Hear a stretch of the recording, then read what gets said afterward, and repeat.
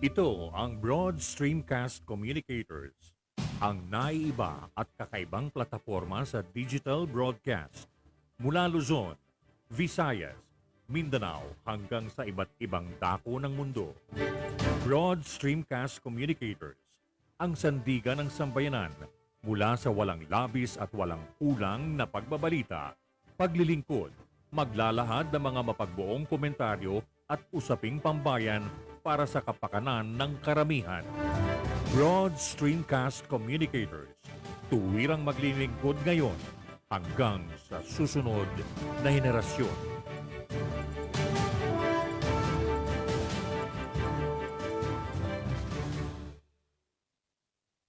Your Honor, please.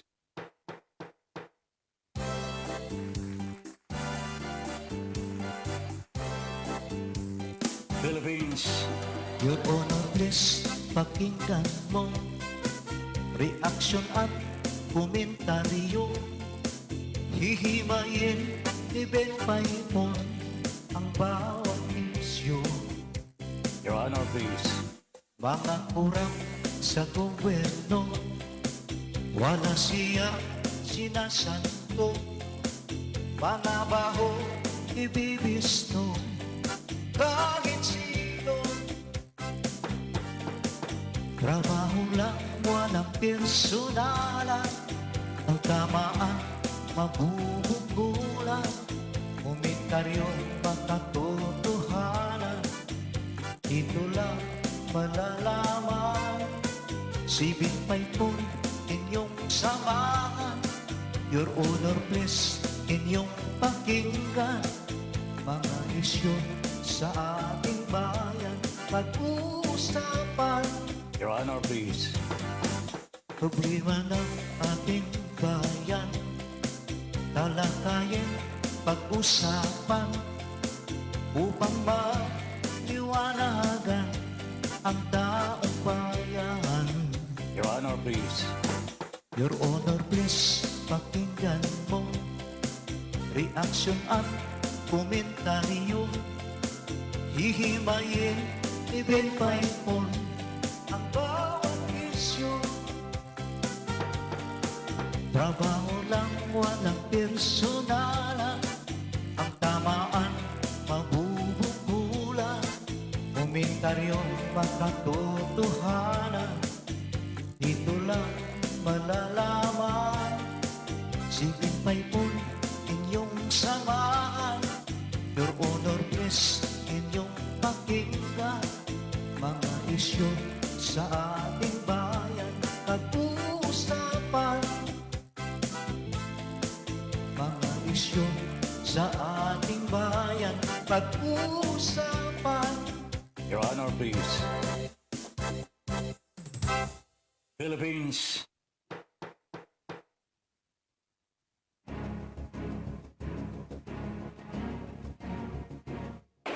Magkaiba man ang ating pananaw, hindi tayo magkaaway kailanman. Sa dulo, makikita rin natin ang tulay na siyang daan tungo sa pagkakasundo, pagkakaisa, at kapayapaan. Your Honor, please. Ben Paipon, the bridge commentator and broadcaster on board. Your Honor, please. In defense of truth, justice, and freedom.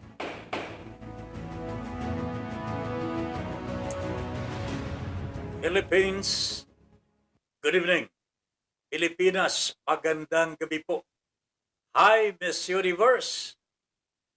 Good evening. Magandang gabi po sa inyong lahat. Ben Paipon po. Inviting you now to join us dito po sa ating Your Honor, please, sa Broad Streamcast Communicators. Ito po ang programa po natin everyday, Monday to Friday. And today is Monday. Papunta na raw si Ma'am Chincha Buste sa kanyang polling precinct.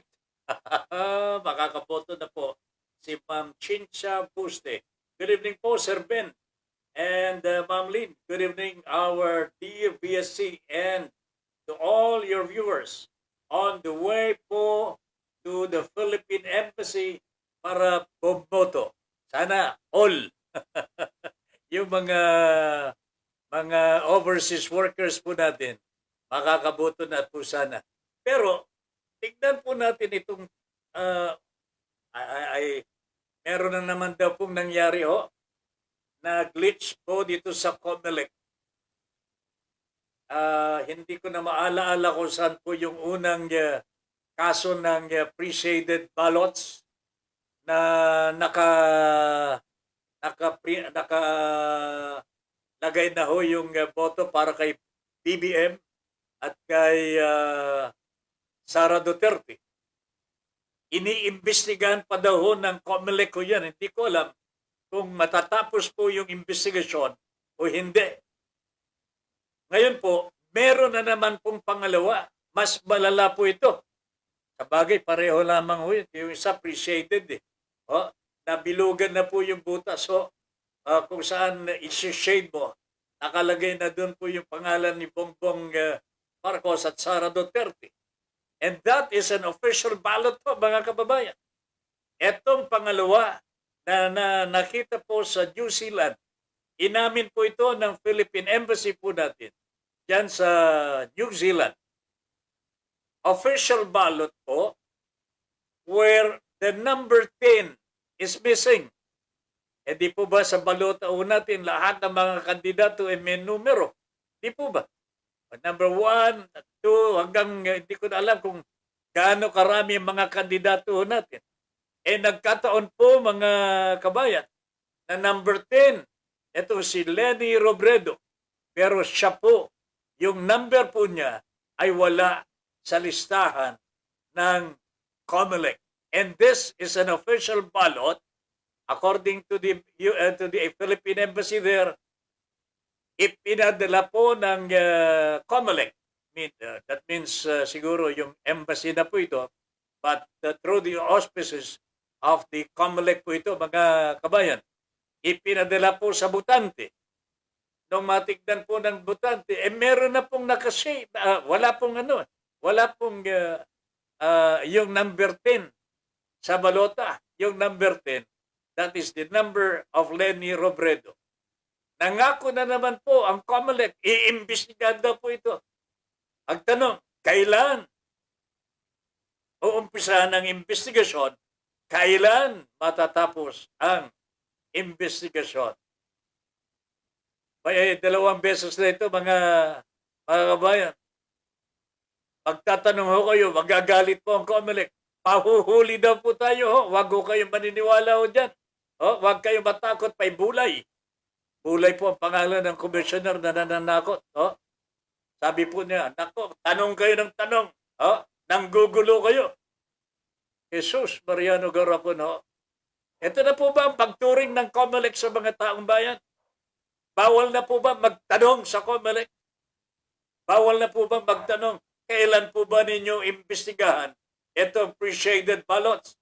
Ngayon, yung number 10, number missing. Kailan nyo impisahan? Kailan nyo tatapusin?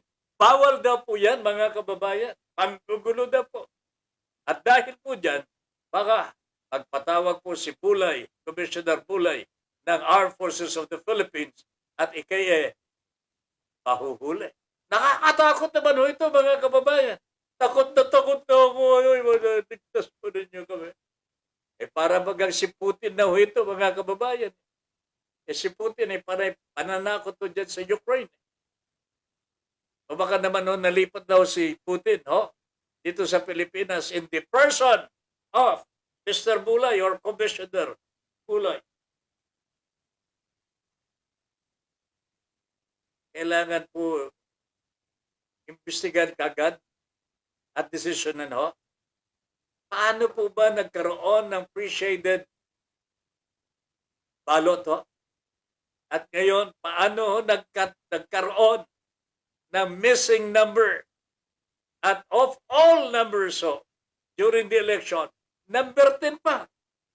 Yung una, BBM, Sara ang nakikinabang. Yung pangalawa, si Leni po ang naperwisyo. Wala ho ang kanyang pangalan. Wala po ang kanyang numero. Matindi na po ito, mga kababayan. And it only points out to one thing. Mukhang lamang ho dito ang mga BBM sa COMELEC. Yan ang ayaw ng COMELEC ho dito, mga kababayan. Na bansagan daw ho nating bias ang COMELEC. Pero kung wala naman pong result ng kanilang ginagawang investigasyon, edi anong ibig sabihin po niyan? Bias talaga ang COMELEC. Oh? Bias talaga ang COMELEC. Di ba? Ay, grabe na talaga. Oh? Meron pang isang kasalanan ng COMELEC ko. Alam po ba ninyo? Yung ayuda para sa mga drivers po natin, hindi po maibigay-bigay. Bakit? Wala daw pong pirma ang COMELEC sa dokumentong ibinigay sa LTFRB. Tingnan naman ninyo, kawalangihan po ng COMELEC ko dito. Magpapadala ng dokumento, alam naman po nila, dokumento importante ho yan. Sa lahat ng mga transaction with the government, documents must be signed and approved accordingly. Ngayon ho, ayuda lamang po sa mga drivers ho natin. Palibhasa, ayuda lamang para sa mga drivers. Nilalalang ng COMELEC ho. Ang sabi po ng LTFRB, hindi daw po nila maipamigay-bigay yung ayuda sapagkat yung dokumento to lift the ban, yung para hindi bawal ho sa LTFRB na magpamahagi ng ayuda. Kailangan i-lift ng COMELEC ang kanilang ginawang ban. Kasi may COMELEC ban ho para sa paggastos ng pera. Hindi basta-basta makakagastos ho ng pera sa gobyerno kung hindi po alam ng COMELEC. Kanya, there has to be the lifting of the ban of the COMELEC. At ang sabi ng LTFRB, hindi na po iisang COMELEC commissioner lamang ang pipirma ho dito. Lahat ng mga commissioners na po kailangan pumirma because that is the kahilingan ng bangko. O kita na ho ninyo. Pero pagkaganon man ho, mga kababayan ko, mahirap po bang gawin ito kung gusto ng COMELEC na magkaroon na po ng ayuda mga drivers po natin? Mga drivers, sisihin po ninyo ang COMELEC. Tawagan ho ninyo ang COMELEC kung bakit hindi may pamigay-bigay ng LTFRB ang inyong ayuda ay because the COMELEC has not fixed the problem. Dapat po meron silang go signal para malift na po yung ban. Meron naman po pinadalang dokumento. Hindi naman daw po pirmado. So kinakailangan pirmahan po ng bawat commissioner ang dokumento. Ang sabi ng COMELEC, napakahirap pong gawin yan. Ibig sabihin po mga kababayan ko, ayaw gawin ng COMELEC na magkaroon ng ayuda ang ating mga drivers. Patay tayo dito mga kababayan. Bakit naman ganito ang COMELEC? And finally mga kabayan, COMELEC pa rin. Kanselado na po ang debate. Kanselado na po ang debate para sa mga presidentiables at vice presidentiables. Bakit? Nagkaroon po ng glitch. Nagkaroon po ng problema ang Sofitel. Bakit? Ay hindi po sila nabayaran. Nabayaran po sila, pero talbog ang cheque na ipinadala, ibinayad po ng kakontrata ng COMELEC.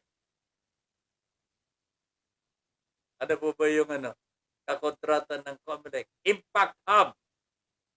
Di ko alam kung sino po ang proprietor nito, proprietress, o kaya namamahala dito sa Impact Hub. Definitely may impact ito, mga kababayan. Baka impacto ang mga namamahala dito. Pero hindi Kasi hindi ko maintindihan. Kakontrata po talaga dapat ito ng ng COMELEC. It is the COMELEC that decided who among all applicants na magsasagawa ng debate for the COMELEC. For the COMELEC ito Sino ang pinayagan nila? The Impact Hub. May kontrata po ba ito? May agreement po ba ito? Ano po bang napagkasunduan? Bakit nung nagreklamo ang Sofitel, Hindi po nabayaran. Nabayaran nga po, pero tumalbog ang cheque ng Impact Hub.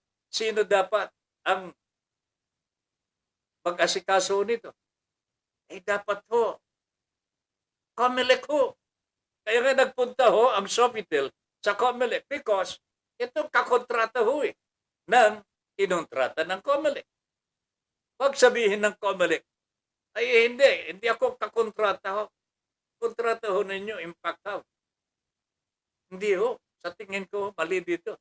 Mali ang COMELEC ko dito. Dapat inako na po ng COMELEC. Kasalanan po namin yan. Habulin po niya ang Impact Hub. Habulin po niya. Huwag niyang ipasa kani-kanino man ang problema ho. Kaya natigil po ang debate sapagkat COMELEC did not really study yung kung sino man yung kakontrata ho nila.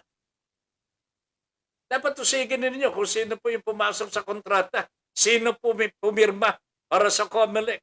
Ano po ba ang kasunduan? Bakit to sinasabi ho ngayon? Ha?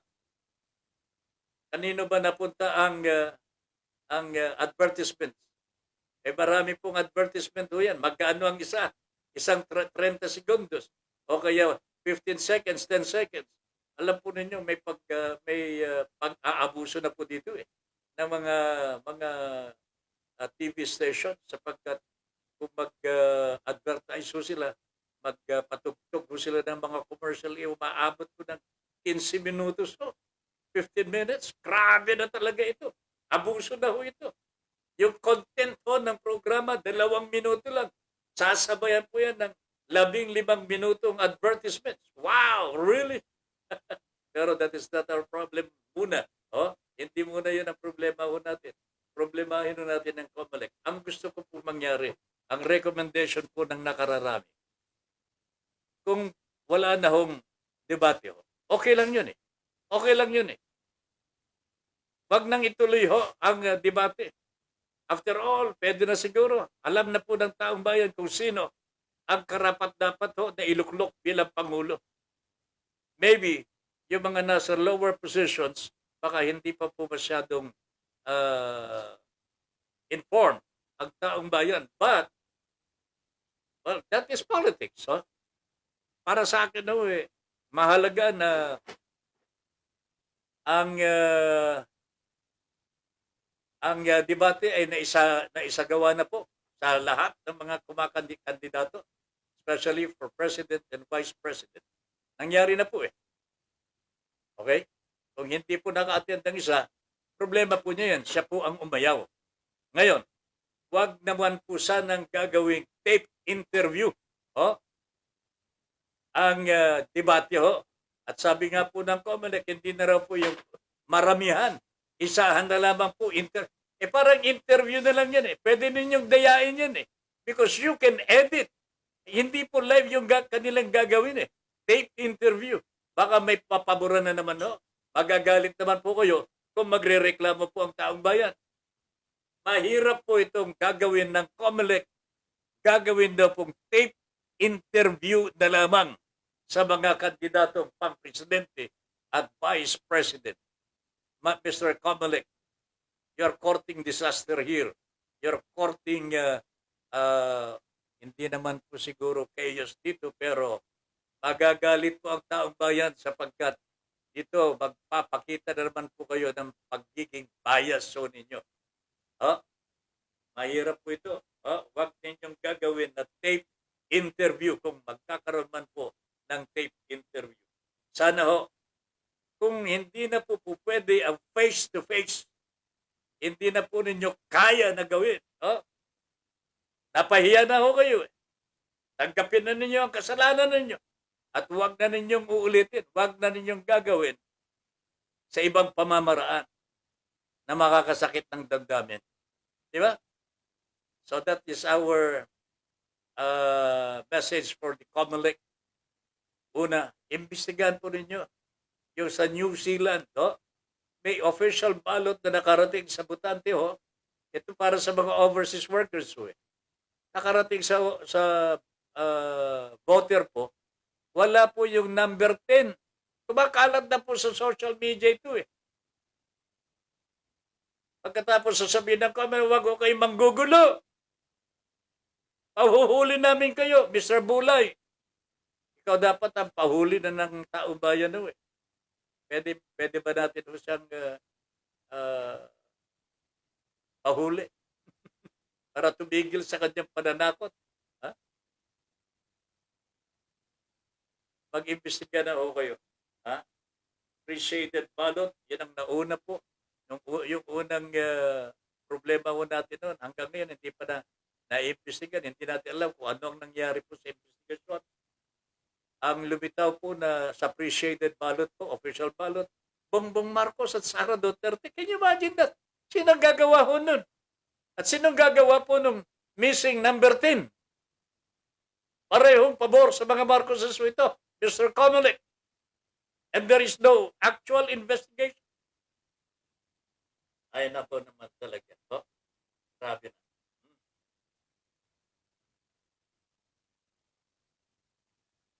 Pakiusapan ho natin ng COMELEC na bilis-bilisan naman po yung pagbibigay ng go signal. Official na go signal with signatures. Kung sino man po ang pipirma, pirmahan na po kaagad para may padala na sa LTFRB at tumanggap na po ng ayuda ang mga drivers po natin. Kawawa po sila.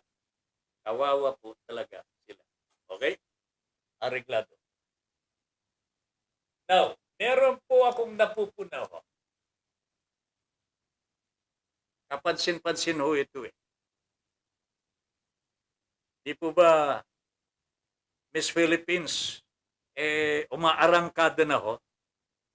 Di ba? Kagabi po ito eh. Some parts of it, version on television. At napanood ko po yung swimming suit, no? Yung naka-swimming swimsuit. Naka-swimsuit yung mga contestants po, mga kababayan. Mind you, alam po ba ninyo kung ano ang litaw na litaw? Hayop naman ho ito. Ito po ba pinapayagan ho ng mga organizers ng Miss Philippines? Ito ho nakabalandra ho sa social media sa ngayon. Mukhang 4 na kandidata ho, ang kanilang mga swimsuits masyado yatang maliit ho sa kanila. At lumalabas po ang pisngi ni Adan, ni Eva. Makikita po eh. Tama po ba ito? Kayo na ho, mag-usga ho dito. I do not know the names of these candidates, pero makikita po niyo sa social media ho, naka-zoom sila eh. Kaya kitang-kita ho ninyo, ang hindi po matakpan ng swimsuit sa harap. Anak ng pating talaga ho, mga kababayan. I wonder what is going on. Hindi po problema ho ng social media ito. Hindi po problema ng social media. Problema po ito ng mga organizers ng Miss Philippines.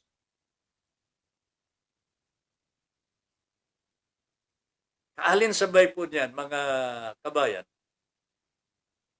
Habang pinapanood ko po yung Miss Philippines kagabi.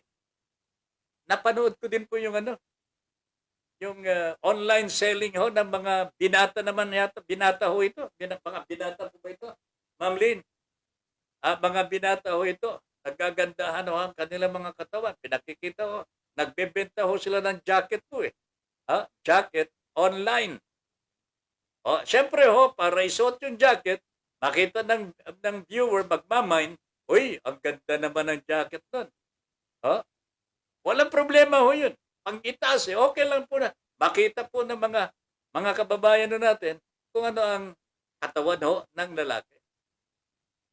Pagdating po sa shorts, ibang klase naman ho ito, mga kababayan. Pagdating sa shorts, hinuhubad ho yung shorts ho nila. Brief na lamang ho natitira. Bukol ng bayabas ho ni Adan. Kitang-kita mo ho eh. Alang ng buhay na ito. Kitang-kita ho yung hindi po apple eh. Bayabas ho eh. Bayabas ni Adan. Ayop naman ho ito ba? Paano tayo dito mga kababayan? This is the first time na nababastusan po ang abang lingkod ho mga kababayan. Hindi naman po sa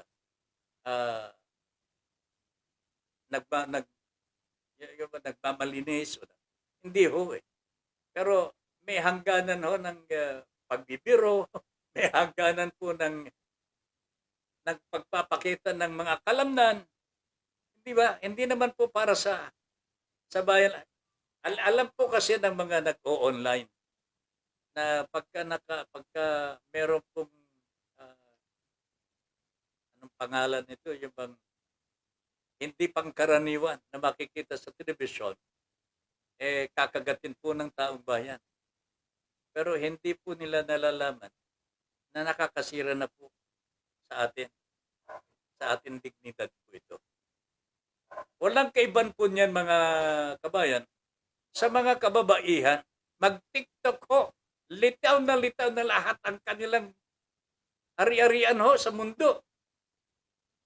Nandyan yung litaw yung dede, litaw yung Sus Mariano Garrapon. Ito po ba ang kalakaran ngayon sa Pilipinas because of social media? Libre na ho lahat. This is our freedom. Ito na po ba ang tunay na kahulugan ng kalayaan ho para sa mga Pilipino? Please lang ho, tulungan ninyo kami dito. If you really want to maintain dignity ho for the Filipino, siguro naman dapat lamang na magkaroon ho tayo ng self-regulation on social media. Ano po ba ang mga dapat ilantad sa publiko? Kailangan po bang ilantad ho yung bukol-bukol ho ng mga kalalakihan? Kailangan po ba ilantad po nila yung kanilang mga bayabas ho? Ano? Yung mga kababaihan po, pwede naman, yung po bang kadedehan ho nila, pwede po ba talagang ilitaw na ho? Yung mga contestants natin sa mga pageants like Miss Philippines, pwede na po ba silang magsuot ng mga swimsuits na maliit ho sa kanila? Hindi na po natatakpan ang lahat po eh. Lumilita po yung left and right na pisngi ni Eva.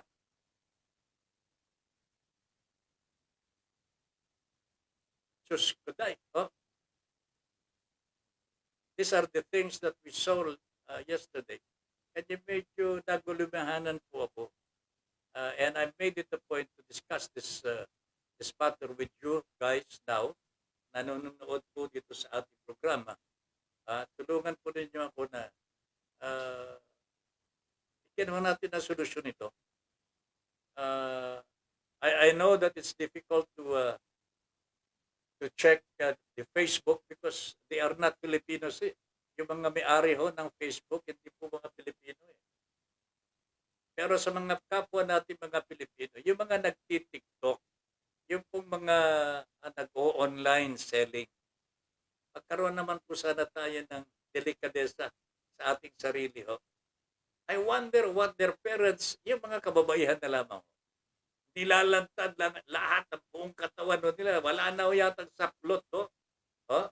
I wonder what their boyfriends, what their parents are talking about or saying. Lantad na ho yung masaselang bahagi ng isang babae. I do not know, mga kababayan. Hindi ko po alam kung ano po ang dapat po dito. Please, help us remind our people of this decency on the air. Parang decency dito sa pag-broadcast natin. Meron pa rin pong decency dito na kailangan po. Responsibilidad po yan ng announcer. Kung hindi na po kami decent on the air, pwede ninyo kaming pasarado. Pwede na ho ninyong hilingin sa KBP, hilingin po sa NTC, pasarado na po yung BSC. Kasi ho, malalaswa ang kanilang ginagawa ho dyan. Maaring hindi po natin magawa yan sa Facebook sapagkat iba po ang may-ari niyan at iba po ang tagapamahala. But we can, we can write a letter to Facebook. Pwede ho tayo magreklamo din po sa kanila.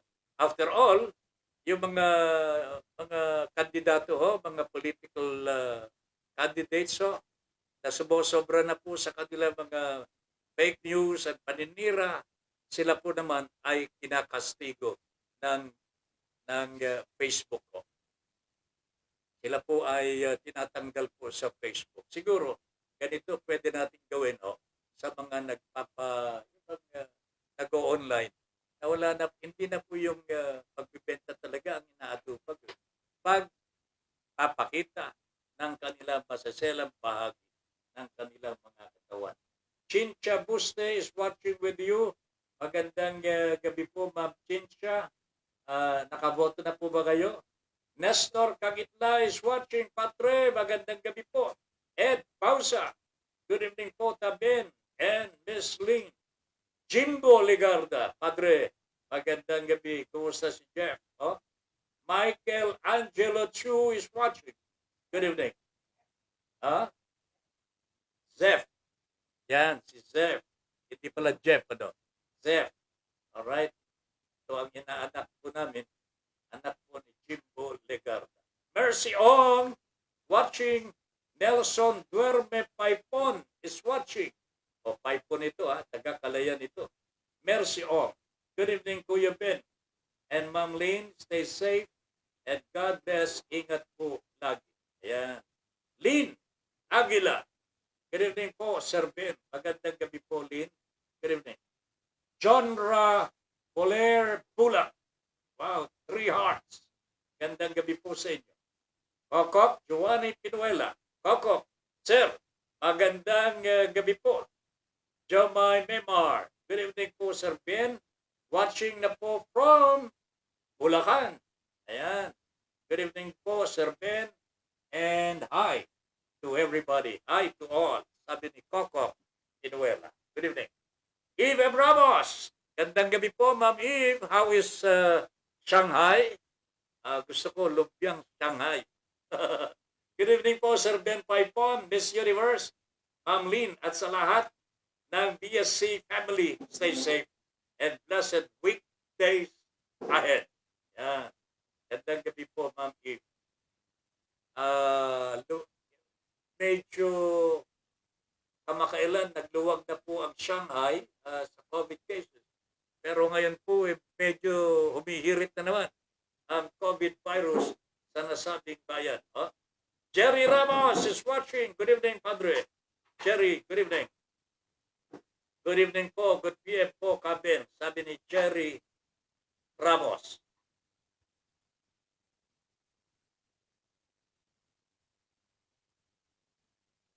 Antonio Salo, meaning the Salo family. Ma'am Jean, good evening po. Magandang gabi po. Sa pamilyang Salo, good evening. Sana po nasa mabuting kalagayan po kayong lahat sa gabi ito. Good evening. And stay safe po. Nelson Duerme Paipon, good evening, sir. Gandang gabi, Nelson. Gandang gabi. Randy Remolasio is also watching. Again, at Remolasio. Taga-Kalayan ho ito no? Siguro naman pwede na po ninyong i-like and follow ang ating page. Ito po yung Broad Streamcast Communicators. I-like and follow po ninyo para mapanood po ng iba pa natin mga kababayan. Randy Remolasio, please lang, magandang gabi sa iyo, and nice to know that you are watching, or at least you have watched the program right now. Angelica Paz, happy Monday, Sir Ben Paipon, Your Honor, please. And Ma'am Lynn, Best Universe, God bless us all. For power to BSC, ingat po lagi. Yan, si Ma'am Angelica Paz. Okay? Watashi wa anatao. Yan, watching. Good evening po, Sir Ben Paipon. Good evening po, all viewers ng YHP. Ma'am Miss Universe, good evening po to you. God bless and always keep safe, everyone. Yan. Si Watashi wa anatao. Okay?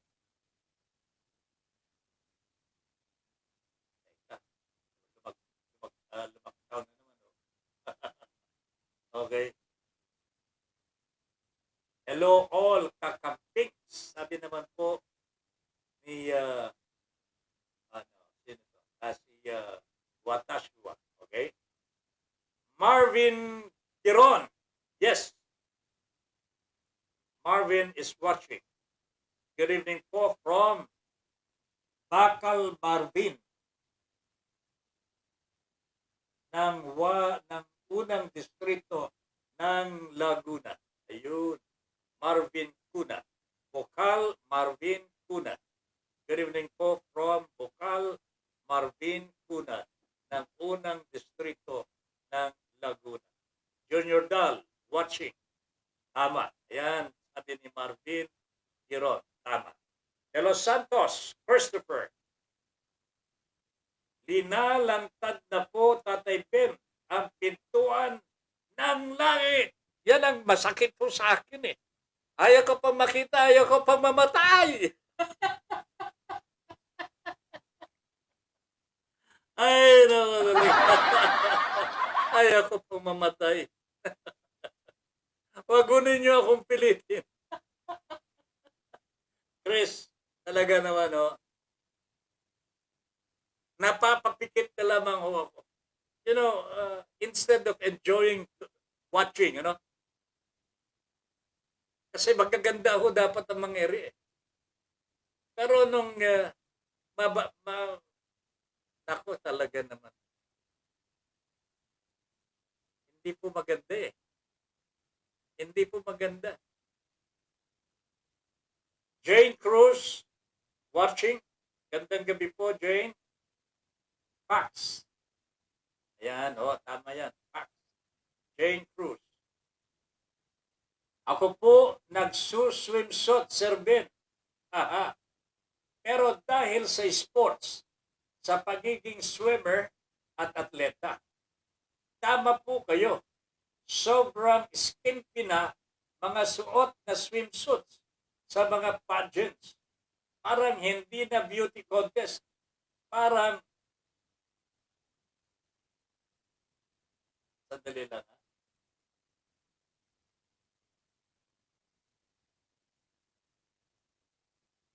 Hindi ko ba yan. Parang katawan na lang ang kino-contest. At hindi na substance bilang babaeng Pilipina na empowered to represent the country sa buong mundo. Iba na po values ng mga modern Filipino ngayon. I don't think this is we should even call this modern Filipino. Bakit ho? Ang modern Filipino ba, Ma'am Angelica? Ganyan na, inilalantad doon ang pag-aari ni Eva. Hindi eh. This should not be called modern Filipinos. Oh? There has to be a new name for this. Kasi para bagang palibasa bagong Pilipino na. Lalantad na natin ang mga ari-ariano natin. Parang ganun. Ay hindi naman po yata tama ho yan. Sa ibang mga bansa ho, mga kababayan ko, hindi naman po ganyan yata eh. Dito talagang halatang halata na may pagbabago talaga eh. Wala nang sustansya ho. Ang contest, Miss Philippines should really represent the Philippines, ho? Hindi na. Pinagtatalunan na dito eh. Kapal naman ng mukha eh. Grabe na talaga mga kababayan. I hope there should be, dapat to pag ukulan ng pansin ito ng mga kababayan natin. Kasi baka naman kinapuso sila ng pambili ng swimsuit. Sana ho, sinabi nila lamang po sa atin, mag-ambag-ambag nila ho ang BSC. Ricky Tisoy, pre, I'm watching you. Yeah, thank you very much, Ricky. Magandang gabi. Good evening. Sana ho, patuloy po kayong mag-react sa mga issues na binanggit na po natin, no? Para malaman po ng taong bayan, malaman po ng bawat isa po sa atin, at malaman po ng ating pamahalaan, lalong-lalo na po yung mga organizers po ng ganito mga budgets. There's something wrong. Let us not call ourselves modern Filipinos by showing what should not be shown. Di ba? Ito na po ba talaga ang mahalaga para matawag ho tayo mga modern Filipinos? Hindi naman po siguro kanya, pasensya na Ma'am Angelica, ayaw ko matawag tayo mga modern Filipinos dahil nagpapakita na po tayo ng ating mga private parts. Hindi naman po siguro gano'n. Di ba? Ayun ako. Sandali lang ho. Meron tayong report na tatanggapin muna. Ito galing po kay Adonis. At 31.5 million pesos na halaga ng mga peking produktong pangkalusugan nasamsam ng BOC sa Port of Manila sa Santa Cruz, Manila. Oh, really? Naman talaga Pakinggan ho natin ang detalye ng balitang yan mula sa ating kasabang Nestor Pogi Kagitla. Nes, good evening. Good evening, Tata Benso. Nasamsam ng Bureau of Customs sa pamamagitan ng Customs Intelligence and Investigation Service Intellectual Property Right Division ang mga smuggled na peke at produktong pangkalusugan na nagkakahalaga ng 31.5 million sa dalawang operasyon sa Santa Cruz, Manila. Sa bisa ng letter of authority na inisyo ni BOC Commissioner Ray Leonardo Guerrero, ang implementing team na binubuo ng mga tauhan mula sa CIIS, IPRD, BOC Port of Manila, National Bureau of Investigation, National Capital Region at siniyasat ng Armed Forces of the Philippines ang mga bodega sa 1005 Ongping Street, Santa Cruz, Manila at Units A, B, C, F, D, 641 Fernandez Street, Santa Cruz, Manila. Sa sinagawang pagsusuri sa presensya ng CIIS at mga operatiba ng AFP ay natuklasan na walang kaukulang clearance mula sa Food and Drugs Administration tulad ng mga produktong medical at cosmetic na may tatak na Lianhua, Long Cleansing Tea, Healthy Brain Pills, Glota Lipo, Lidan na tablet sa Vita Herbs at iba pang mga produkto. Ang mga kalakal na natagpuan sa mga bodega sa 1005 Ongping Street ay tinatayang nasa 9,500,000 habang ang mga nasa 642 Fernandez Street ay nasa halagang 22 million. Patuloy ang investigasyon para sa iba pang mga posibleng paglabag sa Custom Modernization and Tariff Act, Republic Act, RA number 10863, Intellectual Property Code of the Philippines ng RA 8293 at Food and Drug Administration RA 9711. Sa pamumuno ni Commissioner Ray Leonardo Guerrero, patuloy na ipinatupad ng BOC ang mahigit nitong border security measure upang matiyak ang kaligtasan ng mga lokal na mamimili laban sa mga smuggled na peking produkto na nagdudulot ng panganib sa kalusugan. Ako si Nestor Kagitla, nagdulat para sa Your Honor Please. Maraming salamat. Nestor Pogi Kagitla ng Batangas, Balakilong. Anong ho ni Ricky Tisoy dito? Pre, paano nakalabas sa BOC sa higpit ng sistema na ipinapatupad ng Bureau of Customs? Kasi modernization Meron ng mga bagong inilagay po na mga panuntunan po dyan. May first border, may second border po. Ang first border, kung sino po yung mga affected agencies or concerned agencies, sila po ang katuwang ng BOC na mag-i-inspect po bago ipalabas sa BOC. In other words, there are already contingents from sa Department of Health kung talagang tungkol sa mga produktong pangkalusugan ang laman ng container or importation. Yung mga tao po ng Department of Health nandiyan po sa first border inspection. Okay? Ganyan din po ang Department of Agriculture. Pagka yung mga commodities po ay agri-products, kailangan Department of Agriculture po ang nandyan. Magkatuwang po yung BOC at yung DA na susuri sa mga kargamento. Kaya itong tanong ni Ricky Tisip po, mga kababayan, sa BOC, paano nakakalabas po yan? Paano nakakalabas? Meron pang second border inspection yan eh. So, after the first border inspection, pinamahalaan po ng BOC mismo. Nasa teritoryo pa po ng BOC yan, ha? Second border Dito po, dadalhin yung kargamento sa bodega mismo, storehouse ng importer. At dito po, kung agricultural product yan o pangkalusugan, yung inspector po ay manggagaling po sa DA kung agri-products mo yan or Department of Health kung tungkol sa kalusugan. Nakalabas pa rin. Sinong sisisihin ho dyan? May nagkulang o may nagpalabas talaga. Di ba? May nagpalabas.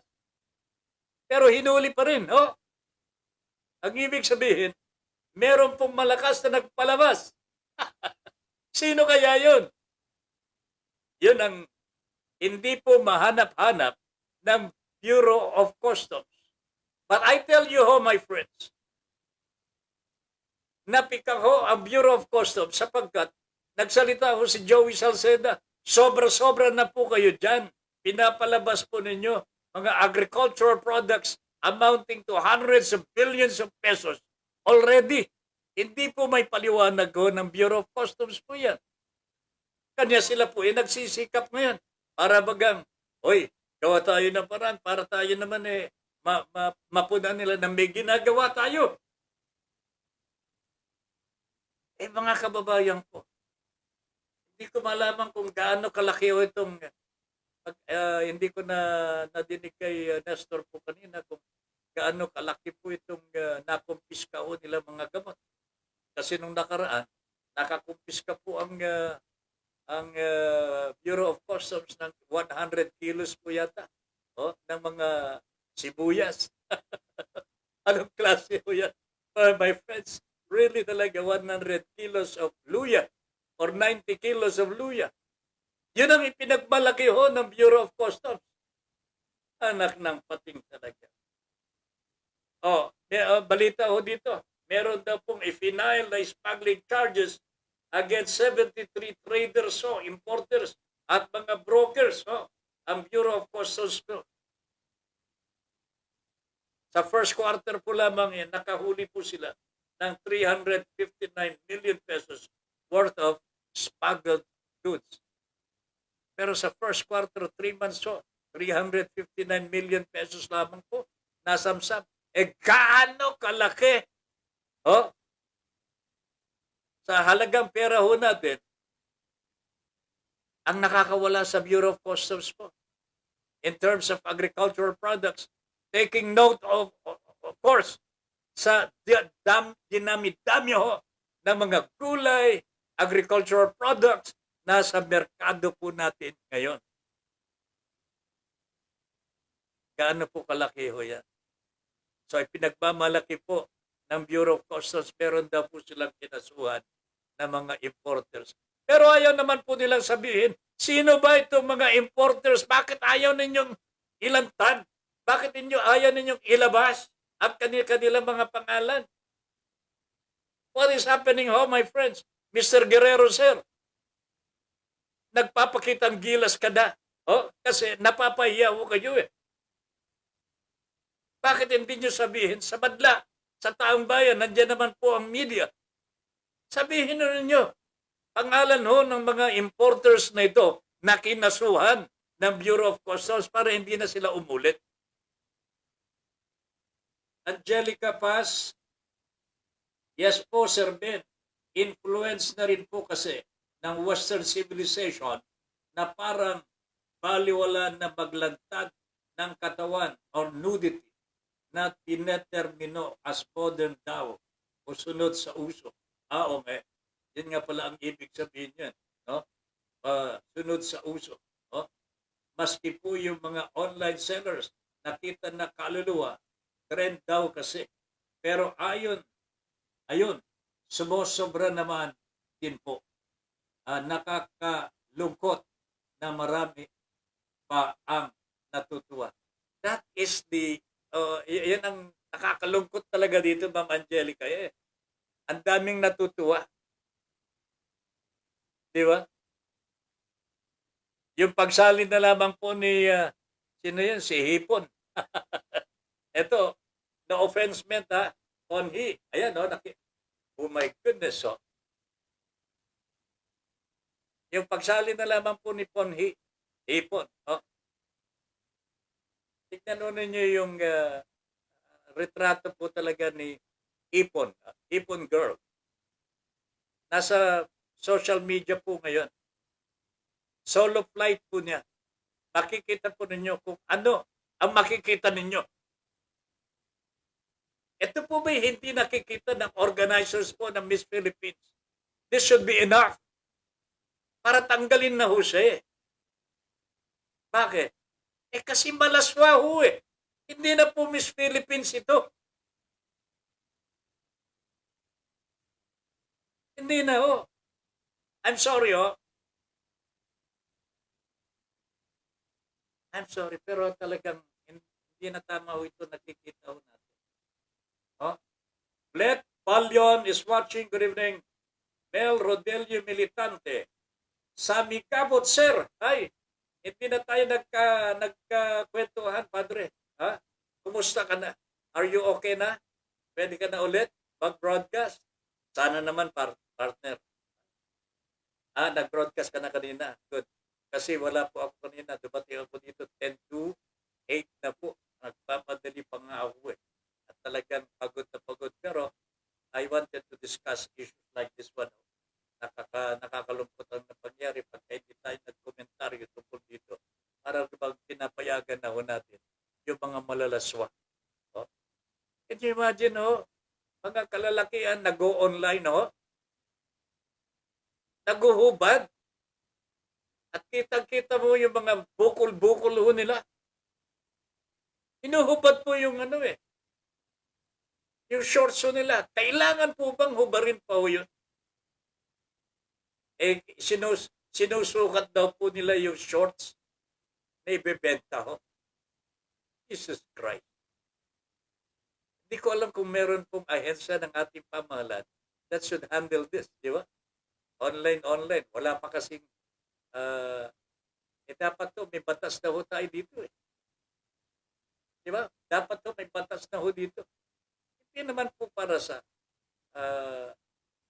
sa pagsasamantala lamang ho. Kasi yung iba naman, hindi na siguro nagbebenta lang ang gusto nito eh. Magpakita na lamang po ng ganito para kasi baka nagpapadala ng Gcash yung mga nagkakakursunado ho sa kanila. Ayun. Sa halip na magbenta, nag-Gcash na lang. Umaasa po sa Gcash ng mga nagkakagusto po sa kanila. Buenas noches, Sir Ben. Amigos, damas y caballeros. Mel Rodelio Militante. Ricky Tisoy. Sino? Pinalabas kaya tapos hindi. Pagkatapos hinuli. Ayan. Ito malungkot ho mga kababayan ko kuminsan ho. Kung ayaw talaga ng Bureau of Customs na palabasin ang kargamento, pwede po ito. Pero dito po ninyo makikita ho, may transaction ba o wala. Kung yung misdeclared, undervalued, walang permit, makakalabas. How many cargoes ang nakalabas walang permit from concerned agency? Department of Agriculture, or whatever. Department of Health. Walang permit siguro yan. Yung mga peke na gamot. May permit po ba ng DOH yan? Wala. Pero bakit to nakalabas? So, yung hinuli. Yung hinuli ng BOC. Sinong nagpalabas, Mr. Guerrero, sir? Sino? Sa Port of Manila, o yan. So, tanungin ho ninyo, yung District Collector ng Port of Manila. Bakit po nakalabas ang isang kargamento ho na dapat po may permit? At kung peke ho yan, may tagasuri dapat ho eh. Di ba? Hindi lamang po ang BOC. So any cargo na dadaan po sa Bureau of Customs, hindi po makakalabas yan kung hindi po palalabasin ng Bureau of Customs. Okay? Sultan Abdul Kamal Salapi is watching. Sir, magandang gabi po. Sana i-like and share, i-follow po ninyo ang ating page, Broad Streamcast Communicators, para makapanood po ang marami pa po sa ating mga kababayan. I think this is the first time that you watch this program. And I thank you very much for watching. Makinig po kayo habang tinatalakay po namin ang iba't ibang mga issues na nangyayari po sa ating bansa. De Los Santos Christopher, Tatay Ben, nakakalabas po ang mga smuggled goods dahil sa lagayan. Tapos kapag kumita na po sila sa mga lagay-lagay, paglabas ng kontrabando, huhulihin ng POC. Kaya siguro ang ilang opisyal ng POC tinatambangan kasi mga hudas ng organisasyon. Now this is true. This is the reason why there are killings dyan sa BOC. Ayaw pong aminin ho ng BOC. At ayaw ho nilang mag-imbestiga talaga. Because ayaw po nila na matuntun ang upunot dulo ng mga pangyayari po dyan. They do not want to accept the fact that there is smuggling na nangyayari po sa Bureau of Customs. They do not want the people to know na yung patayan ho dyan sa Bureau of Customs ay kaugnay po sa smuggling. Now, this is a fact. This is the truth.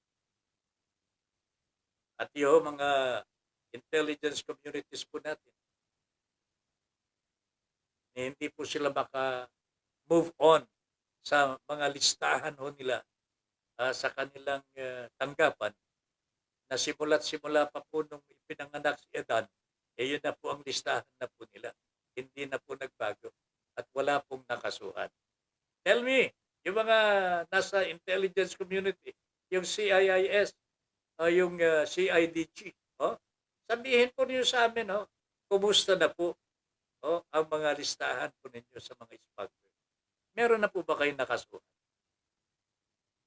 But alam po ninyo mga kababayan, ang Pangulong Duterte ho ang sinisisi ko po dito. Pasensya na ho kayo.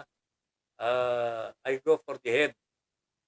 Hindi ako naniniwala na kapag nag-stricto si Pangulong Duterte, hindi po ganyan ang lagay po ng smuggling dito po sa ating bansa.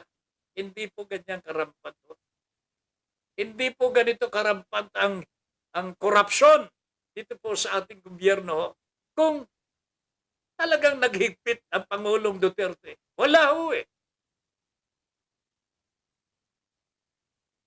Wala hong ginawa. Ngayon, aalis na ho siya. Bahala na kayo dyan. Ganyan ho si Pangulong Duterte. Pero nangangampanya pa po para sa kanyang mga bata-bata. Ito nga pala ho. Nanonood po ba kayo sa mga commercial po ng mga kumakandidato? nagugulat po ako dun sa commercial ni Cayetano. Cayetano, pinangangalandakan niya 10,000 ayuda po para sa kanino? Para sa taong bayan po. Hindi pa po sila nananalo. O, ipinangangalandakan na. Baka pinamimigay na ho. Nagpapamigay na ho sila. Saan po nang galing ang ayuda na ho yan? Kanina ho galing? O baka naman ho ito yung galing ho doon sa hindi po binabayaran ng mga suppliers po sa sports na nagkaroon po tayo ng Southeast Asian Games. Baka naman ito yung kinita ho nila sa kaldero na binabayaran po ng 50 milyones ho. Kaldero ho, ang tawag po ni Franklin Drilon. Kasi ho, sobra naman po ang ibinayad ng ating pamahalaan para lamang po sa apoy. Yung torch na gagamitin po sa Southeast Asian Games. Panahon po ni Cayetano yan. Tumatakbo po siya, endorsed by the President also, sa halip na imbestigahan ng Pangulo kung ano po yung nangyari po sa Southeast Asian Games. Ayun ini-endorse po ang isang, sabi po ng marami, corrupt government official o may pagka-corrupt na government official. Hindi ko po sinasabi corrupt po siya, pero marami pong nagtatanong, ano kaya ang nangyari po sa funds ng Southeast Asian Games nung siya po ang nanonood. Okay? Thank you, Christopher. Hindi na yan uobra sa BOC, pre. Hindi uobra, pre. Anong nangyayari? Ang dami pang mga lumalabas ng mga agricultural products. Kamakailan cooking oil. Pero nahuli na naman po ng BOC. Sa labas! Sa labas! Hindi po sa loob. Anong klase ito, padre? Kaya pinapatay mga Costos people eh. Junior Dal, good morning bro. And all of the viewers. Sinasamantala na ng mga kawatan sa BOC dahil alam nila na malapit na silang matanggal. Nagpapakitang gilas na para ma-retain sila. O di ba? Pero tandaan nyo, pagka matino na ang gobyerno natin, wala na ho yung mga corrupt dyan sa Bureau of Customs po, mga kababayan. Mga taga Davao daw po ang namamahala dyan sa Bureau of Customs so ngayon eh. Ayaw ko sana maniwala na napapamahalaan na po, nakokontrol ng mga taga Davao ang Bureau of Customs po. Ayaw ko sana maniwala. Pero mahigpit ang statement na nanggagaling po sa mga taga-loob sa Bureau of Customs. Dito tatabi, taga Davao na namamahala dito. Ricky, secret ba yan? Sekreto pa rin? The bias media is making a lot of money this election season. Sabi po ni Mel Rodelio Militante.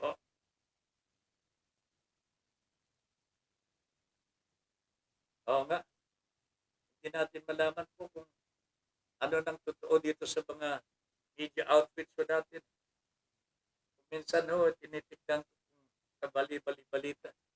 Kung minsan nagpapalabas po sila ng mga reports sa mga kandidato. Napapansin ko po, bakit yung isa? Masyado yata mahaba ang report. Yung ito naman, ikaunti lang. Ay talaga naman. Pero tama itong kay Mel. Bias media is making a lot of money this election season. Sa totoo lamang. Ang aim ni Digong ay isa lang. Follow the leader. Akong bahala, protektado ko kayo. And he repeated this sa kanyang statement when he addressed police. Sagot ko kayo. Grabe talaga. Yan po si Sir Digong.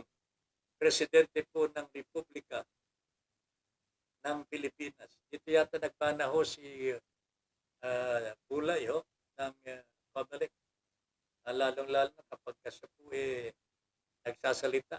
Akala mo talaga style Duterte. Ha? Hindi po ngumingiti. Hindi ngumingiti. Basta ang sinasabi po niya, pwede ko kayong pahuli sa Armed Forces of the Philippines. Walang niya talaga. Hero Robregado is watching, Padre. Gandang gabi sa iyo. Ha? Magandang gabi pa rin niya. Hero Robregado. Oh, okay. Okay. Dito tayo sa relax muna tayo ng konti. Ha? Pero kung gusto ninyong mag-comment sa mga issues na tinalakay ho natin, lalong-lalo na po yung mga controversies hounding the COMELEC today. Nandyan yung pre-shaded ballots. Nandyan po yung nawawalang numbers sa official ballot. Mga kababayan, how can you explain this?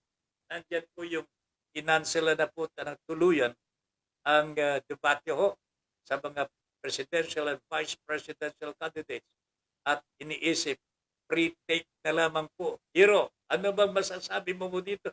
Walang nga talaga, kanya-kanya. Ito na, pagkakakitaan talaga ng COMELEC, even COMELEC. Pagkakakitaan ito ng COMELEC kung itutuloy po nila ng pre-take interview. So, hindi na po debate.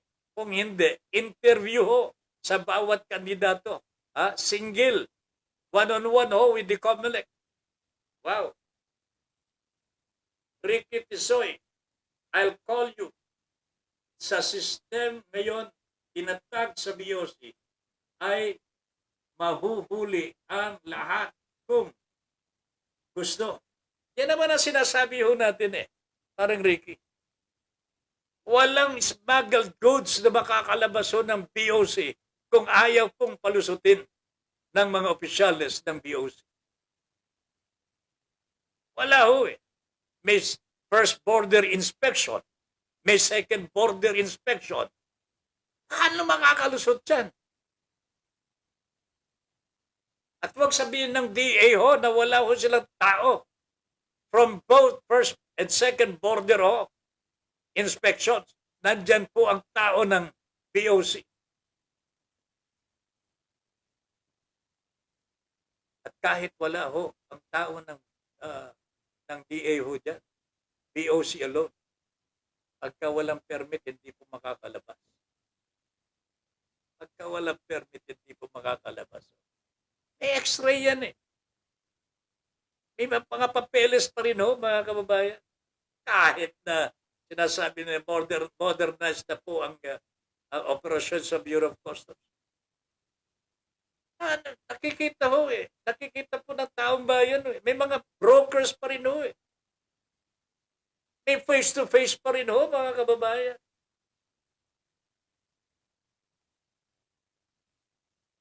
Nakalulungkot.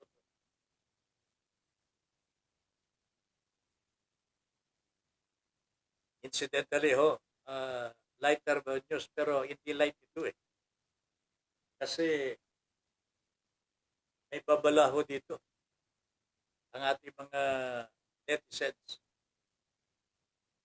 Huwag daw pong bibili ng melon o kaya pakwan na galing po sa China. Bakit? Pumuputok daw ito Bakit? Sumusobra daw po ang pesticide na inilalagay po dito para hindi po mabulok. Alam niya talaga yung mga inchik na ito, Pagkain na lamang nilalason po ang bibili. Pakwan Huwag kayong bibili ng imported na pakwan galing po sa China. Baka madali po kayo. Okay? Ano ito? Okay? Mel Rodelio, according to some critics, this media is capable of employing an elaborate and sophisticated array of techniques that allow reporters and media owners to slant news stories in favor of particular group. Ano nga?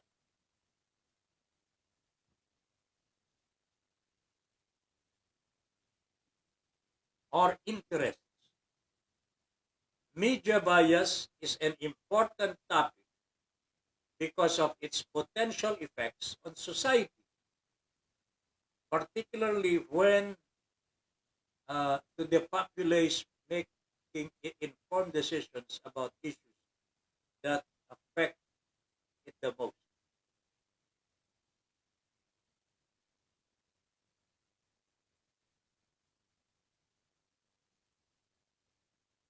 Potential effects. Alam po ninyo mga kabayan, social media per se. Itong social media po natin, talagang nagagamit ng todo-todo. More than the other media outfits, social media ang higit na ginagamit po ng mga politicians po ngayon. They also use yung mga mainstream media para sa kanilang mga advertisements. Kung mapapansin nga po ninyo, ang mga TV programs po ngayon, kapiraso na lamang po ang content. Kapiraso na lamang po ang content. Puro commercial na. Kanya nakakabanas na pong manood sa mga teleserye, sa mga news, and all programs on television. Kahit hindi po yung bumibantang programa po, sinasaksakan po ng katakot-takot na commercial. I was watching one television program. Hindi po ito pangkaraniwang programa po ito. Hindi po ang probinsyano, hindi po yan. Pero yung probinsyano, isa pa sa mga lumalabag ito 15 minuto po ang commercial, 2-3 minuto lamang po ang content. Grabe na ito. And the KBP, wala rin po magawa. Okay? So, ito pong social media natin, ito ang dapat kontrolin. Pero, paano natin makokontrol ito? Ang may-ari nito, dayuhan. At wala pa po tayong batas na magre-regulate nito. Kung susubukan nila i-regulate po ang paggamit ng media, halimbawa trolls, fake news, and so on and so forth. Yan po nakikita natin sa social media. Magkakaso tayo. Magkakaso po ang NBI, magkakaso po ang National Privacy Commission, and so on and so forth. Pero hanggang doon na lamang ho. Bihira na po nakukulong. Bakit? Nakakalusot Kasi wala ho tayong batas pa na matindi para tigilin po itong paggamit po ng social media para manira ho sa kapwa. Para gamitin po pang-scam, and so on and so forth. Para gamitin po pang-politika. Nandito po ang bias pwede rin yung mga nasa mainstream, meron pong bias kitang-kita naman natin. Kitang-kita naman po natin. Pero ang masama lamang dito, yung paggawa ng mga maling, hindi po tamang mga pangyayari, tapos ibibintang mo sa ganito, and so on and so forth. In other words, ito yung mga paninira na fake news, trolls, meron pa ngang itong birthday celebration ni Leni Robredo. Meron ngang media, RH po yata yun. Sabi po 70 to 90,000 lamang po ang audience. Tapos meron po isang nag-post din po. Ang sabi niya, paano hindi dumami po ang audience nila, puro artista na. Ganun po ba? Yung mga artista ho, talagang libre ho yun, walang bayad ho yun. Walang pera ho, ginamit po dyan. Taong bayan po ang nagpunta dyan. Pati mga artista, sumusuporta na ho kay Madam Leni Robredo. Yan naman po ang totoo eh. Kanya wag na nating ibintang ho na may artista. Bakit? Si Bongbong Marcos pa, hindi gumagamit ng artista. Sila nga ho ang gumawa ng BBM na yung bang TikTok ho. Pati TikTok ginagamit po panira. Ayan ako talaga. So ito yung sinasabi ho natin mga kababayan. Maganda ho ang social media ho eh. Kasi we can reach our neighbors, we can reach our friends, our relatives, kahit saan ho at a glance, sa isang iglap lamang ho eh, makakausap na po natin kung sino man ang gusto nating kausapin. Unfortunately, itong social media na ito, nagagamit na po sa hindi tama. Napakaraming paraan ng mga magagaling para makapanira. And this is our problem. This is our problem. Modern people na tayo. Ito ang pinag-uusapan namin ni Ma'am Angelica kanina. Modern people na tayo. Pero anong klaseng moderno? What kind of modern are we pursuing? Modern na po bang tawagin yung maghubad ho tayo? Ilantad ho natin ang mga kaso-kasuhan ho natin, mga ari-arian ho natin. Bakit? Nagbago na po ba ang morality? Isn't morality yung bang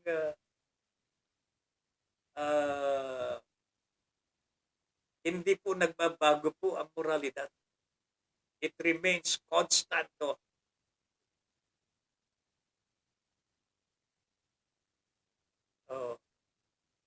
Ito naman, magpapaalam para. Ayan, Thank you, Mel.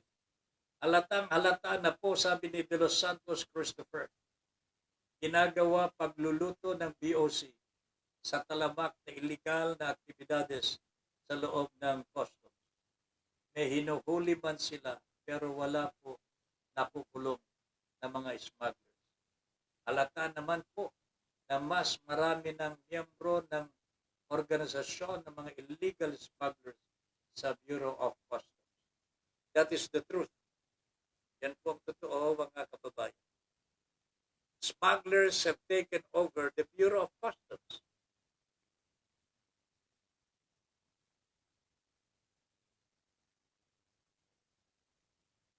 Si Guerrero lamang po nagsasabing wala nang smuggling. Pero kitang-kita ho ninyo sa labas. Ukay-ukay. Di po ba bawal yan? Kita ho ninyo. Ang dami ho sa bangketa. Ukay-ukay. Yan po ang online ho ngayon mga kababayan. Paano nakakalabas sa Bureau of Customs po yan? Anong declaration po ang ginagamit po nila sa Bureau of Customs para makalabas po niya? Pero is that not misdeclaration? Di po ba bawal po yan?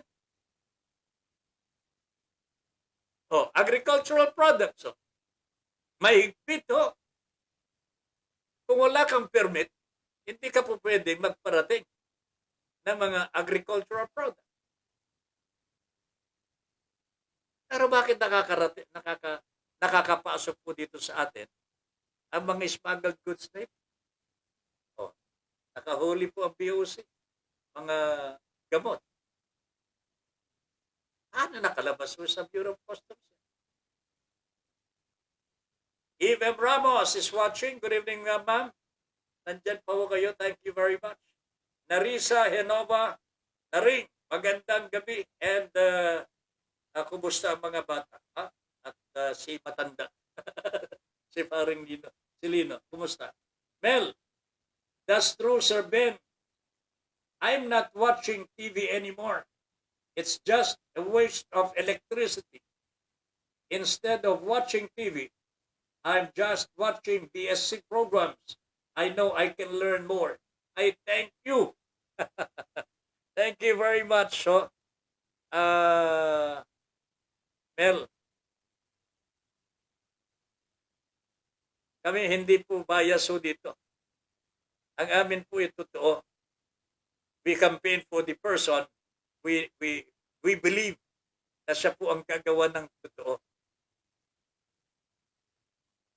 Yan po ang amin dito sa BSC, Broad Streamcast Communication. Kasi kung mag-endorse kami ng kandidato na labag po sa aming kalooban, hindi naman po tama yun para sa kapwa natin mga Pilipino. There are those who will not believe on Ma'am Leni Robredo.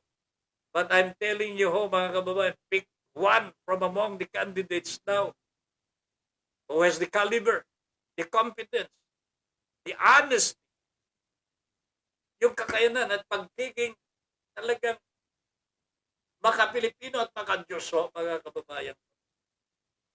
Give me any candidate now na walang tahid ng korupsyon sa utak ko.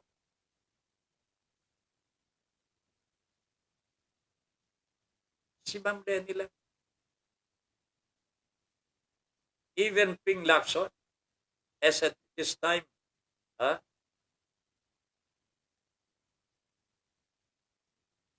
maaring nagbago na po ang panuntunan sa buhay, pero well, hindi pa naman huli ang lahat. Kanyang lamang, panahon na po ito. Si Yorme,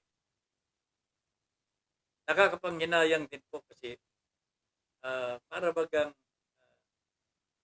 biglang naputol po ang kanyang pamamayagpag. He was not able to temper his ambition, his high ambition in life. Hindi po niya na-control. Kaya point na pati yung kanyang mga supporters, valid and legal mga na nagsimula kasama po niya sa simula pa po, umalis na po sa kanyang poder. Malaking dagok po kay Yorme. And he should realize by now that he has committed a blunder in his life. Dapat ituwid na nito. At huwag nang ipagpatuloy pa yung kanyang paninira kay Leni Robredo kasi alam na ng taong bayan, wala ka nang mapapalaho dyan. Kita mo, lahat ng mga supporters mo lumipat kay Ma'am Leni. Anong ibig sabihin yan? Sabihin mo nga. Yorme, wag na. Kalokohan na yan eh. Eden Pedralbes is watching. Ricky Tisoy, pati katawan ng tao sa hirap ay ginagawa na rin. O nga. Permiso galing kanino. So even permits agricultural products halimbawa. Pinipili po nila kung sino ang bibigyan. At alam po ng Bureau of Plant Industry, alam po ng Department of Agriculture, kung sino po ang binibigyan po nila ng permit. Ito na lamang mga kababayan. Napakadaling imbestigahan mo ito eh. So easy to investigate Pinaka-importante sa pagpasok ng agricultural products dito sa atin, yung import permit. Meron pong import permit na peke. Nakakalusot din yan. Meron naman pong permit na raw coming later, papasukin muna yung Hindi po pwede yung ganun. Pero pinapayagan ng Bureau of Customs yan. To follow yung import permit. Pagka nakalabas, sorry ka na lang, wala nang import permit. Pero nakalabas na ho. Napapag-usapan ho ito sa loob eh. Kaya wag sabihin po ng Bureau of Customs na hindi smuggling yan. That's smuggling ho. Allowed by the people inside. BOC, sabi ni Junior Dal, pakitang tao lang yan. May nahuli. Correct. Pero ang pinapalusot na ang container van, galawang sindikato style, mga yan. Kung maalala po ninyo yung mga sinasabi po natin, mga nakalipas na mga broadcasts po natin.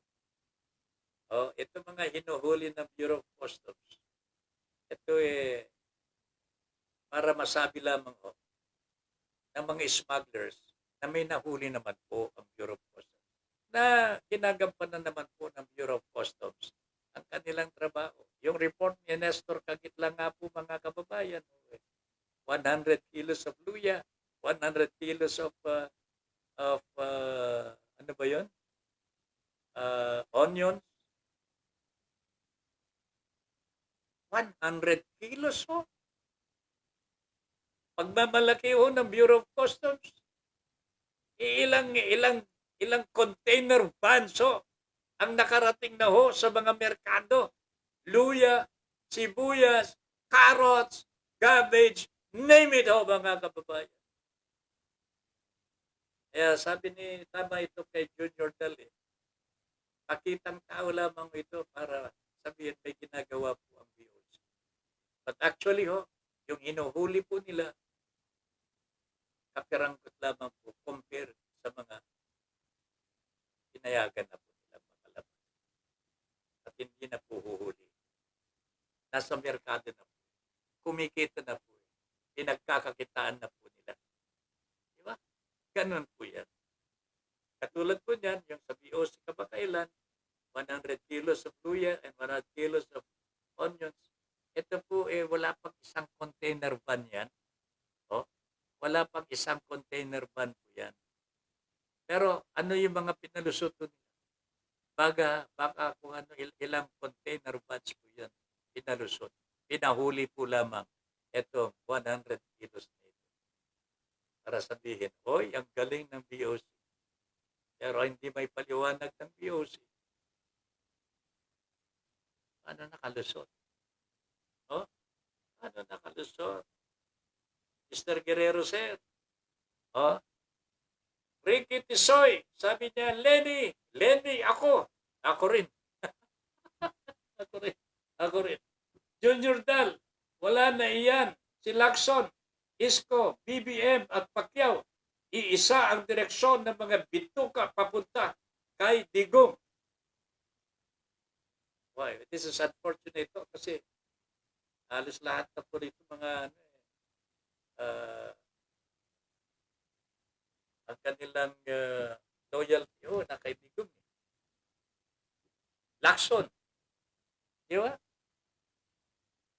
Kaya sinisiraan po ni Yorme si Isko. Gusto niya manalo kasi gusto rin niyang paglingkuran si Digong.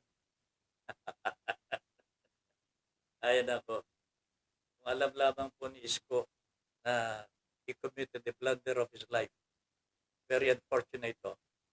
So young yet so corrupt. That came from a Manila mayor mga kababayan. Incidentally, Yorme is a mayor of Manila at the moment. Pero sabi po ni Lacson po yata ang nagsabi po nito sa isang kandidato ng alkalde Manila. So young yet so corrupt. Nakakaya. Pero this is what happened to Yorme. Hindi ko naman po sinasabi na corrupt po si Yorme. Ang ibang tao po ang nagsasabi. Ang sinasabi ko po na hindi po na temper, hindi po na control siguro ni Yorme ang kanyang ambisyon na napilitan ko siyang gumamit po ng ibang mga pamamaraan. And before he realized this, he has already committed a blunder that cost his political life. That is the tragedy here. Tragic talaga ho ito, mga kababayan.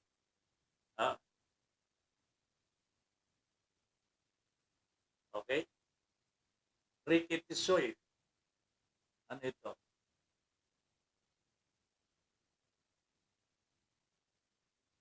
Hindi ko maintindihan ito, pre.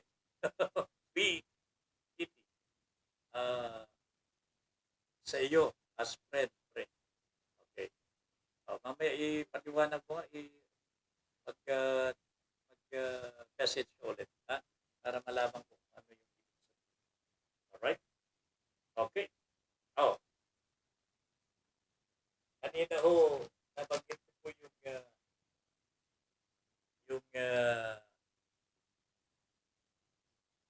birthday celebration po ni Ma'am Lenny ho sa pangalan nito sa Macapagal Boulevard.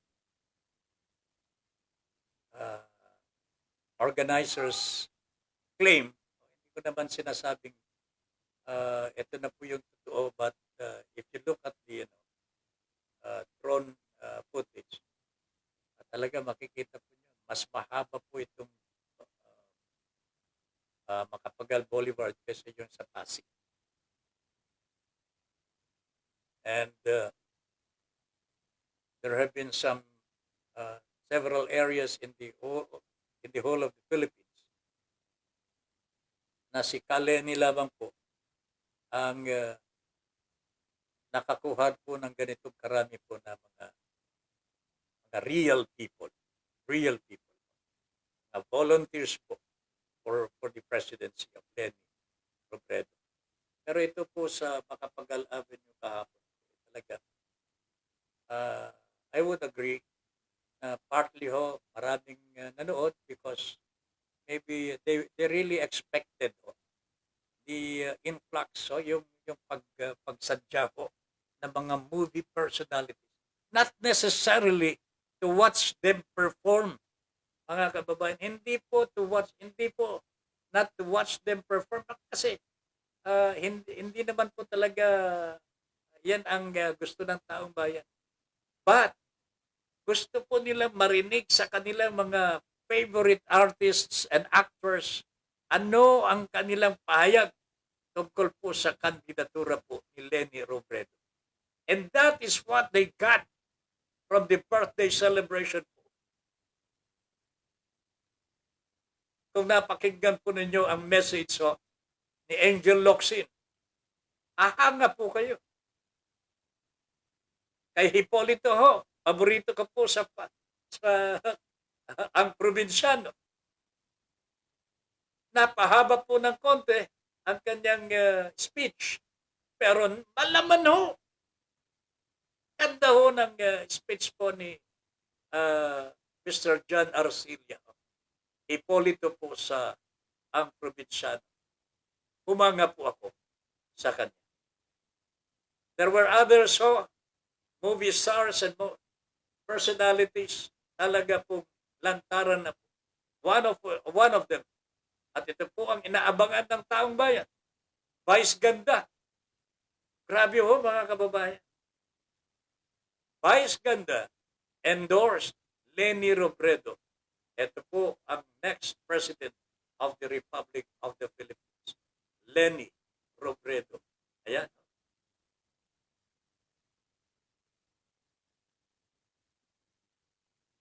There were many more mga artista na nagpahayag po ng kanilang pagsuporta po kay Madam Lenny Robredo.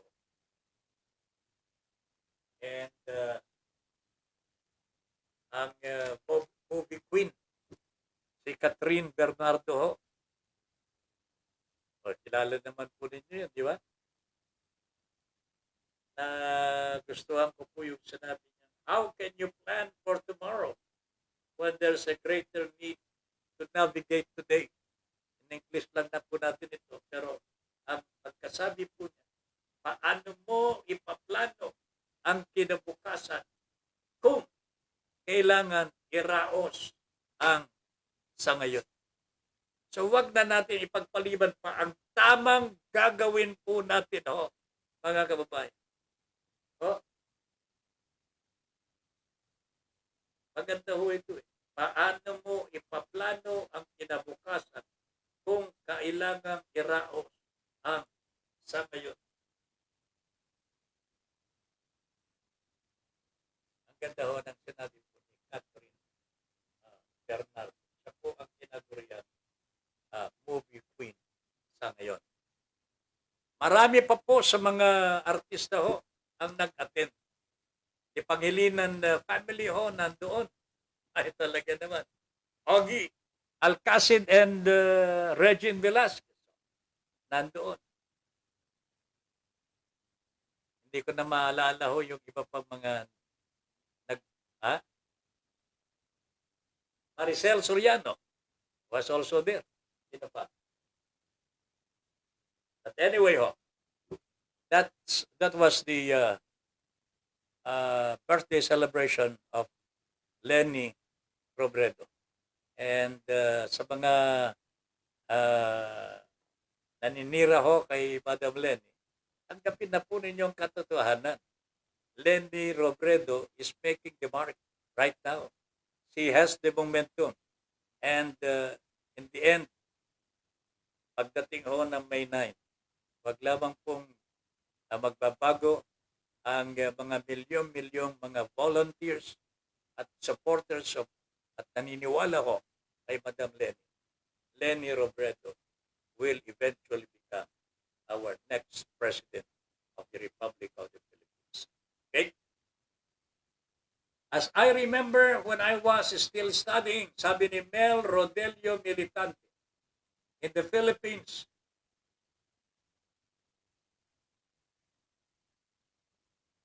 a rudimentary customs administration was already in place even before the first recorded Mid-Eastern European expeditions arrived here.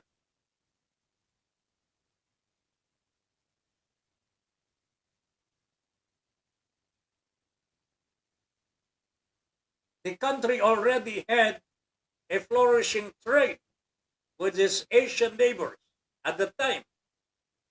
But since money was not yet the medium of exchange then, people resorted to barter and direct trade of commodities. Tama po ito.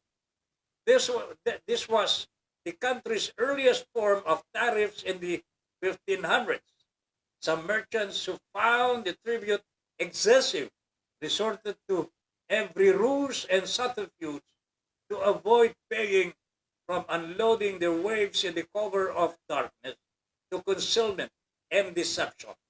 They tried everything to barter their waves without having to pay the usual tribute.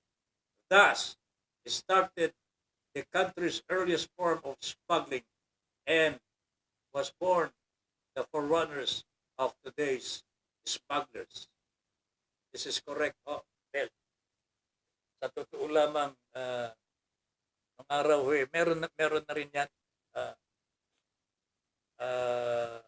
pero not as rampant as today. Masakit ho dito. Ang nang-aagaw ng ating teritoryo, ang siyang pinakamalakas na magparating ho dito sa atin ng mga smuggled goods. From gamot, agricultural products, electronics, and name it ho. Nandyan po sa China. Nag-iimporta tayo ng galunggong sa China ho. Mga kababayan, can you imagine that? Samantalang dami nating galunggong dito sa West Philippines. Pero, ayan, tinitira po tayo ng China. Hindi tayo pinapayagan na mangisda sa ating sariling dagat. Ito ang nakakatakot to ngayon. Pagka nakaupo ang mga kamukha ni Digong na pinamigay na po yata ang Pilipinas sa mga incheck, ay sigurado ho, mas malala pa po ang sasapitin ho natin. Mas malala po. Kaya tama nga ito sinabi ni Catherine Bernardo. Aanhin mong magplano sa kinabukasan. Kung wala kang gagawin ho sa ngayon, ang dapat po natin gawin, palitan ang administrasyon na ito. Oh? At ilagay po natin yung tunay na maglilingkod po sa bayang Pilipinas. Malu Fernando is watching. Ricky Tisoy, nandyan na rin. Nandyan pa rin.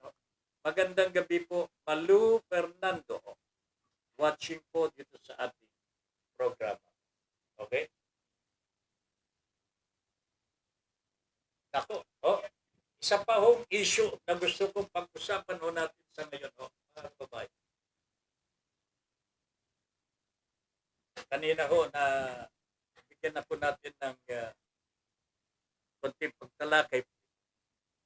Itong ayuda po para sa mga drivers po natin. Matindi po ito. And then, yung isang problema po ng mga commuters. Alam po ninyo, nagbabatuhan po ng putik ang dalawang ahensya ng gobyerno. Ito po ang MMDA at ng LTFRB. Ang MMDA po, sinasabi, hoy, nagkaroon kami ng kasunduan with the bus operators. Ang LTFRB, ay hindi kami ang nag-utos na hindi bumiyahe mga provincial buses. Kami ang nagbigay ng permiso po sa kanila. Sa pamagitan ng permit to operate. Tama nga naman. Pero hindi po sinasabi ng LTFRB o kaya hindi po inaamin po ng MMDA na sila nagbawal sa mga provincial buses na dumaan po sa EDSA. Mag-pick up ng pasahero outside of the window hour, which is 10 p.m. to 5 a.m.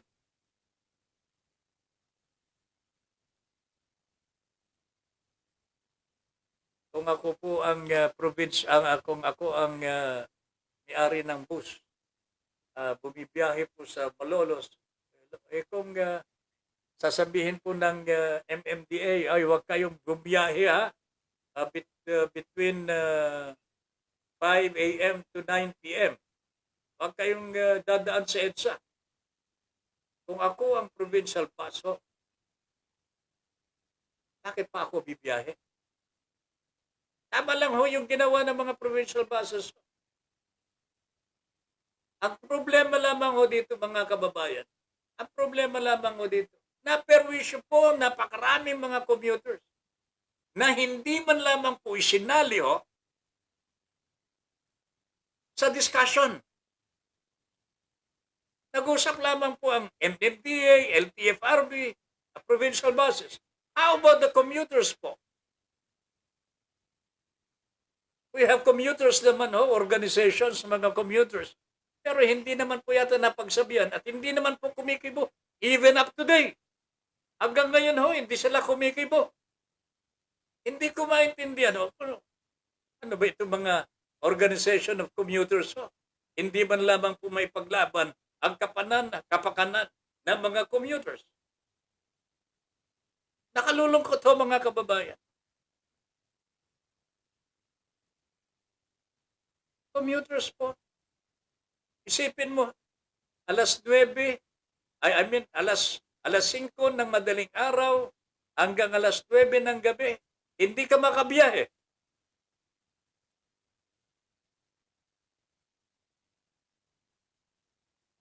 Pushful. Nagbabatuan po ng putik ang LTFRB at ang MMDA. Pero hanggang ngayon, wala pang solusyon. Hindi pa rin makabiyahe.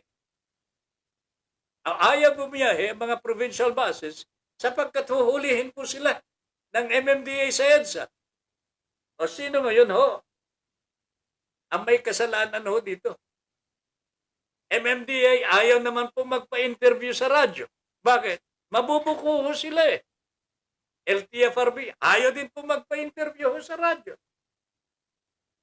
Yung ibang mga media outfits po dito, na, nakausap na po ba ang MMDA tungkol dito sa problema po sa provincial buses? Nakakapanlumo, mga kababayan. Sapagkat these are problems na very, very, hindi po complex. Ordinaryong problema po na pwedeng gamutin ho, na hindi na po tumatayo, na hindi na po nakikipagbakbakan ho sa kalsada.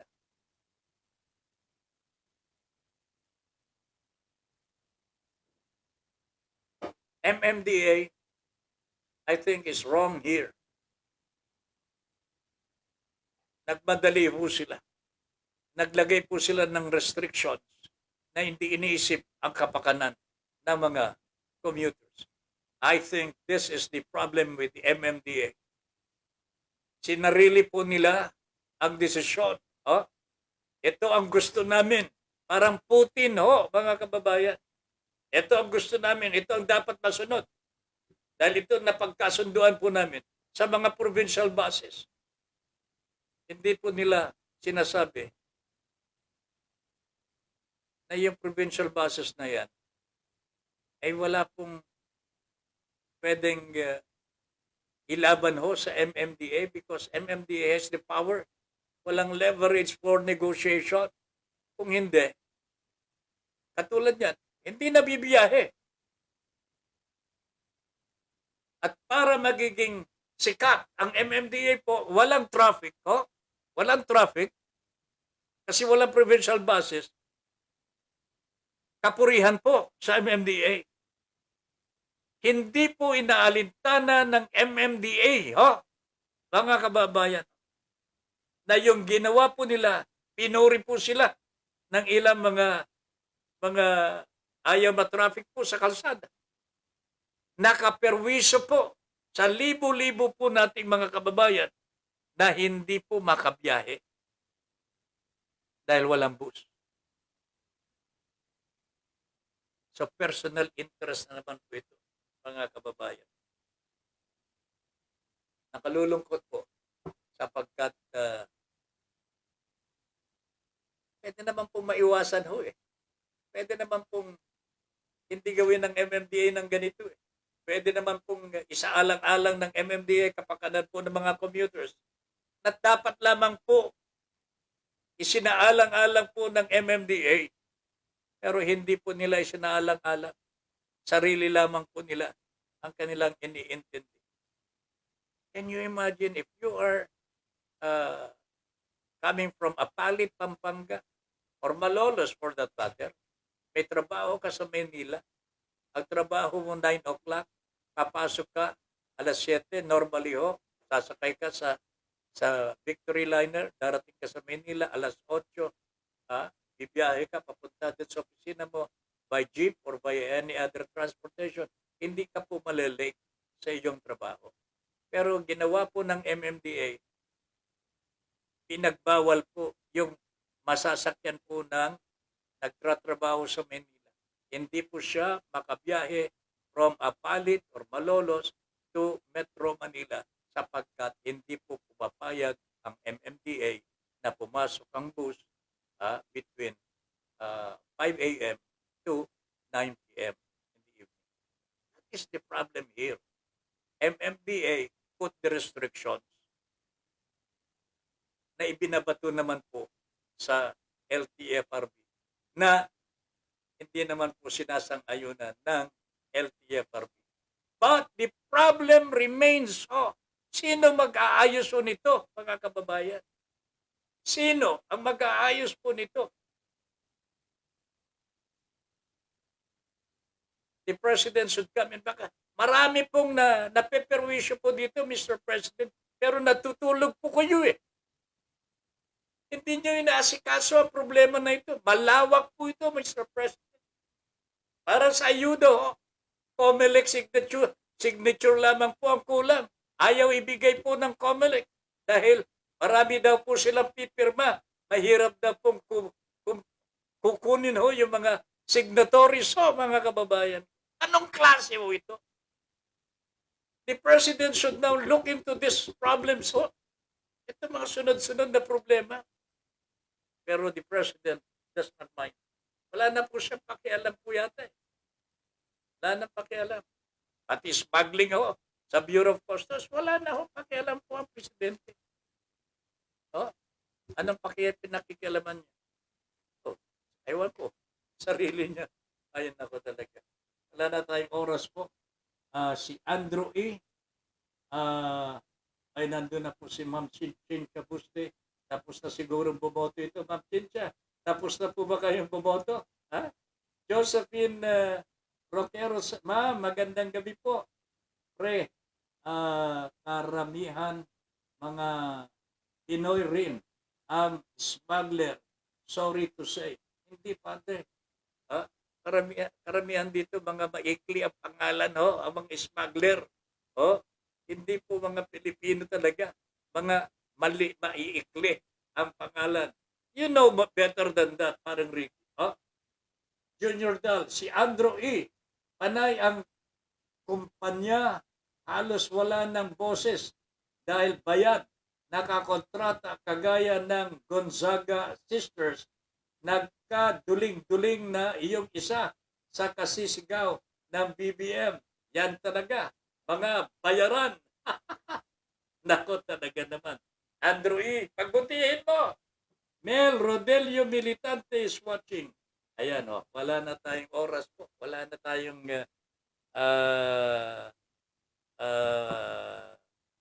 oras po para sa ating Your Honor Peace. Pero bukas po, magbabalik po muli ang ating Your Honor Peace at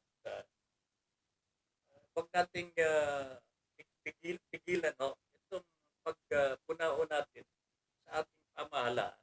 Nakakala naman po natin dapat napunahin. Katulad po ng ginagawa ng COMELEC po ngayon. At ako ay talagang sunod-sunod po ang mga controversies po dito. Hindi pa po natatapos po. Akala po ba ninyo tapos na ho yung disqualification case ni Marcos? Sinasabi ho nilang tapos. Tapos na po sa committee level. Pero sa NBank, COMELEC, hindi pa po eh. At hindi po nila ginagalaw. O paano ho yung disqualification case para kay Raffy Tulfo naman? Ano na ang ginagawa ng COMELEC ko dito? Eh, ang liwa-liwanag ho mga kapatid, disqualification case, may libel case eh. Conviction with moral turpitude, involving moral turpitude para kay Raffy Tulfo. Nakakaawa na. Pero, Padre, pasensya ka na, talagang batas ho ito eh. Katulad kay Bongbong Marcos ho, mga kababayan. Non-payment of income tax, non-filing of income tax return. Tinanggal ho nila yung non-payment of income tax. Talaga naman ho. Anyway, wala na tayong oras po. Ano ba ito? Good night everybody. See you again tomorrow, sabi ni Mel. Oh? Antonio Sala, Melito, Rodelio, and Ricky Tisoy are watching with you. Ayan, oh. Wala na tayong oras po. Pagpapaalam na po si Tata Ben sa lahat ng mga lumahok at nag-participate dito sa ating Your Honor, please. Maraming salamat po.